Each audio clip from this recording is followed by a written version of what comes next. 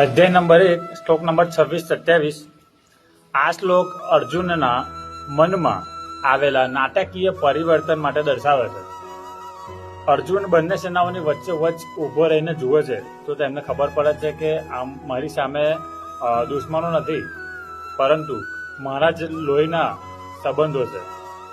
પિતા તુલ્ય વડીલો, પરમ પૂજ્ય ભીષ્મ પિતામહ જેવા દાદા, દ્રોણાચાર્ય જેવા ગુરુ, મામાઓ, પોતાના પિતરાય ભાઈઓ, પુત્રો, પૌત્રો, મિત્રો, સસરાઓ તથા અન્ય બીજા સભ્યો બંને પક્ષોમાં જુએ છે।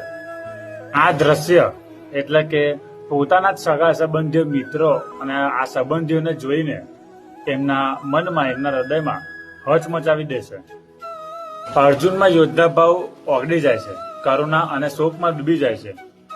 અહીંયાથી જ અર્જુન વિષાદ યોગ આરંભ થાય છે। જય શ્રી કૃષ્ણ, જય શ્રી રાધે।